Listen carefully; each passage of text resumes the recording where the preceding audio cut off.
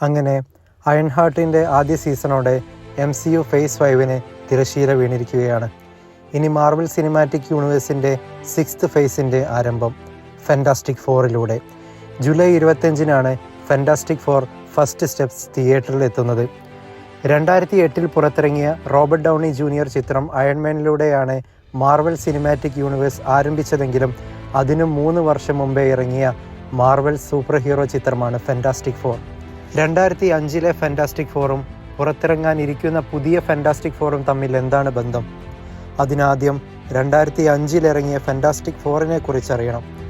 MCU time ലൈനിന് മുമ്പുള്ള fantastic ഫോറിനെ കുറിച്ചാണ് ഈ പാർട്ടിൽ ഞാൻ പറയാൻ പോകുന്നത്. അപ്പോൾ നമുക്ക് വീഡിയോയിലേക്ക് കടക്കാം.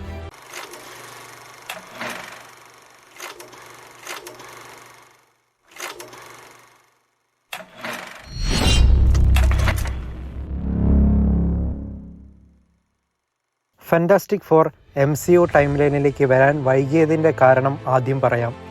90s മാർവൽ വൻ സാമ്പത്തിക പ്രതിസന്ധിയെ അഭിമുഖീകരിച്ചപ്പോൾ കണ്ട ഏക പോംവഴി ചില സൂപ്പർ ഹീറോ ക്യാരക്ടേഴ്സിൻ്റെ റൈറ്റ്സ് വിൽക്കുകയായിരുന്നു. എക്സ്മാൻ, സ്പൈഡർമാൻ, വെനം തുടങ്ങിയ സൂപ്പർ ഹീറോകൾക്കൊപ്പം അന്ന് മാർവൽ വിറ്റ സൂപ്പർ ഹീറോ ആണ് fantastic four. 20th century Fox ആയിരുന്നു അന്ന് ഫാൻറ്റാസ്റ്റിക് ഫോർ ഏറ്റെടുത്തത്. പിന്നീട് 20th സെഞ്ച്വറി ഫോക്സിൻ്റെ പ്രൊഡക്ഷനിൽ 2005, 2007, 2015 വർഷങ്ങളിൽ ഫാൻറ്റാസ്റ്റിക് ഫോർ സിനിമകൾ ഇറങ്ങി. 2005 2007 ഒരേ കാസ്റ്റിലാണ് ഇറങ്ങിയതെങ്കിൽ 2015 ഫാൻറ്റാസ്റ്റിക് ഫോർ ടീനേജ് പുതുമുഖങ്ങളായിരുന്നു. 2019 20th സെഞ്ച്വറി ഫോക്സിൽ നിന്നും ഡിസ്നി ഫാൻറ്റാസ്റ്റിക് ഫോറിൻ്റെ റൈറ്റ്സ് തിരിച്ചു പിടിക്കുന്നത്. അതിനുശേഷം ചില ഫാൻറ്റാസ്റ്റിക് ഫോർ ക്യാരക്ടേഴ്സ് MCUയുടെ ടൈം ലൈനിൽ പ്രത്യക്ഷപ്പെട്ടിട്ടുണ്ട്. 2005 ഇറങ്ങിയ ഫാൻറ്റാസ്റ്റിക് ഫോറിലെ കഥാപാത്രങ്ങളിൽ നിന്നും നമുക്ക് തുടങ്ങാം. 1.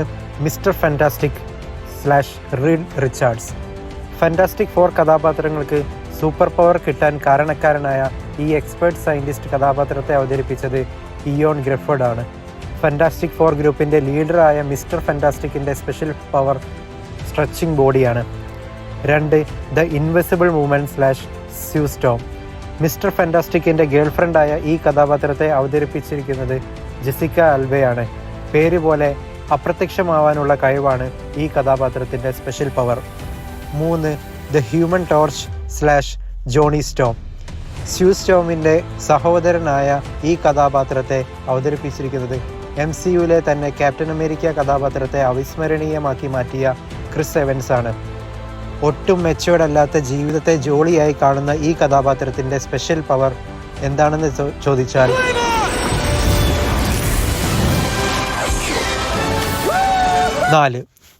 The thing / Ben grim.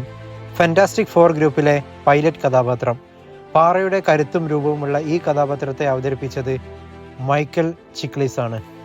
ഇനി കഥയിലേക്ക് വന്നാൽ, റീഡ് റിച്ചാർഡ്സും ബെൻ ഗ്രിമും വാൻഡൂം ഇൻഡസ്ട്രിയുടെ CEO ആയ വിക്ടറിന് മുമ്പിൽ ഒരു സയൻറ്റിഫിക് പ്രപ്പോസൽ വയ്ക്കുന്നു. അതിനാദ്യം കോസ്മിക് എനർജി ഉള്ള ക്ലൗഡ്സിന് ബയോളജിക്കൽ സാമ്പിൾസിൽ എങ്ങനെ എഫക്റ്റ് ചെയ്യുമെന്ന് ടെസ്റ്റ് ചെയ്യണം. ഈ ടെസ്റ്റ് നടത്തുന്നതിനായി വിക്ടറിൻ്റെ അഡ്വാൻസ് ലാബിലേക്കുള്ള ആക്സസ് ആയിരുന്നു അവരുടെ ആവശ്യം.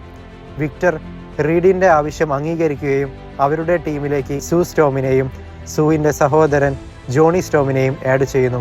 അങ്ങനെ അവർ 4 പേരും ഔട്ടർ സ്പേസിലേക്ക് പോകുന്നു.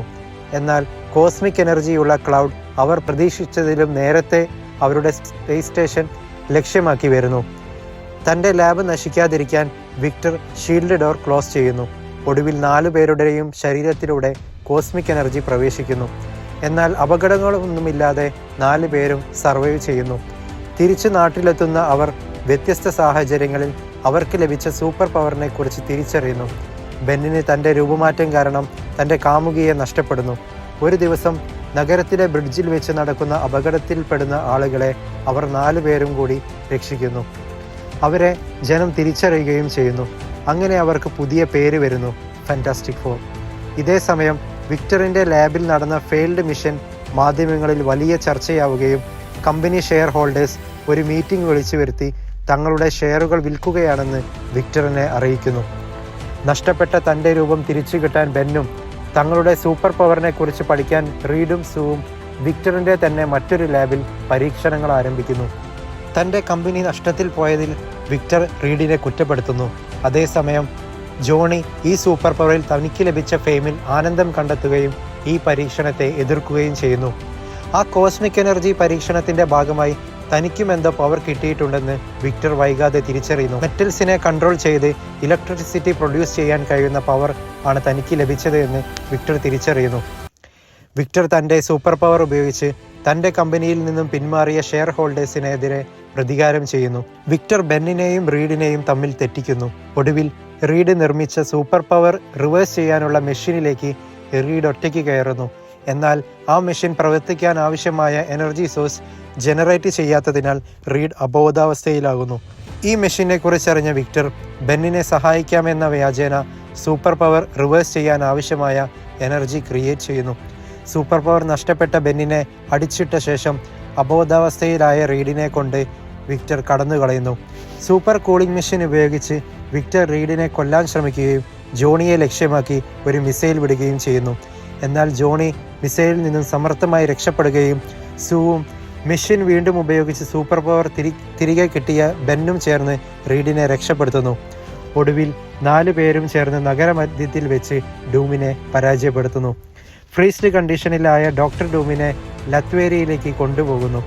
ബെന്നിന് അലീഷിയ മാസ്റ്റേഴ്സ എന്ന അന്ധയായ ഗേൾഫ്രണ്ടിനെ കിട്ടുകയും റീഡ് സൂവിനെ പ്രപ്പോസ് ചെയ്യുന്നിടത്ത് ആദ്യ ഭാഗം അവസാനിക്കുന്നു. ഫാന്റാസ്റ്റിക് ഫോറിൻ്റെ സെക്കൻഡ് പാർട്ട് വീഡിയോയുമായി അടുത്ത തവണ വരുന്നതുവരെ ഇറ്റ്സ് മീ മല്ലു സിനിഫൈൽ.